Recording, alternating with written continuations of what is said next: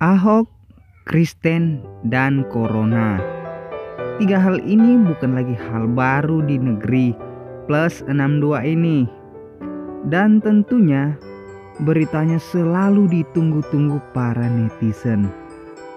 Nah, bagaimana pandangan kita sebagai orang percaya terhadap Ahok dalam menghadapi pandemi COVID-19 ini?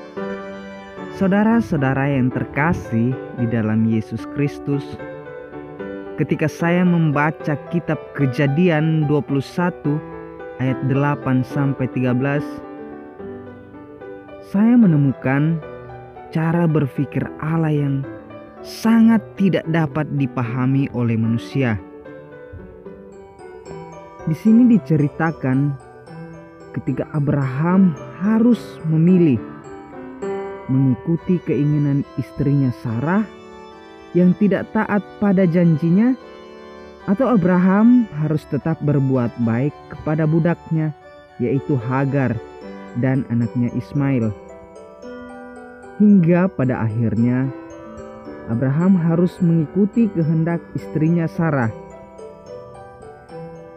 Nah, saudara-saudara, kisah Abraham ini membuat saya sedikit flashback pada pilkada gubernur DKI Jakarta beberapa tahun lalu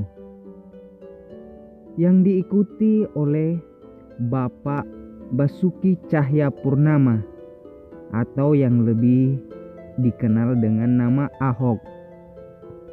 Seandainya Ahok terpilih menjadi gubernur DKI pada waktu itu, kira-kira apa yang akan terjadi dengan kekristenan saat ini, saat pandemi COVID-19 ini?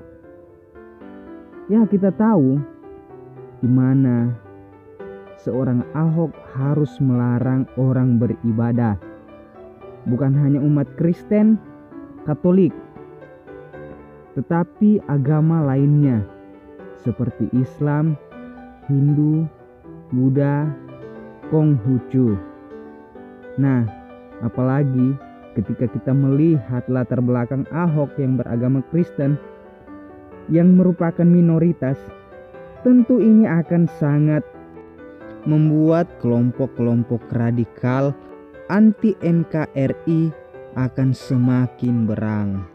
Ditambah lagi, Ahok harus menerapkan sistem PSBB maupun yang terbaru sekarang yaitu New Normal.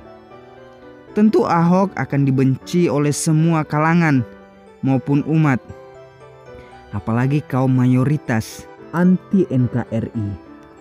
Mereka akan lebih agresif terhadap keyakinan minoritas. Ya, boleh dikatakan keyakinan Ahok. Dan apa yang akan terjadi dengan minoritas saat ini? Saya tidak dapat membayangkannya. Tapi syukur kepada Allah, ternyata Allah punya rencana yang luar biasa bagi Ahok dan umatnya, si minoritas di 62 ini. Sekalipun dalam pandangan manusia, Ahok dipandang bersalah sehingga harus merasakan hidup di bui, tetapi sekali lagi, cara berpikir Allah tidak dapat diselami oleh manusia. Tuhan memilih Ahok menjadi pemimpin baru dalam sebuah jabatan yang lebih baik. Oleh karena itu, saya teringat akan janji Tuhan bahwa setiap hari tidak akan selalu baik dalam hidup kita, tetapi yang pasti yaitu kebaikannya akan selalu ada setiap hari. Memang Tuhan kita luar biasa. Saudara-saudara yang terkasih di dalam Yesus Kristus, saya berharap kesaksian Kristen tentang Ahok ini dapat meneguhkan iman kita kepada Yesus Kristus dan senantiasa membawa kita pada pengenalan di dalam iman kekristenan yang lebih baik lagi. Semoga firman Tuhan pada saat ini dapat menjadi berkat bagi kita semua. Shalom, Tuhan Yesus memberkati.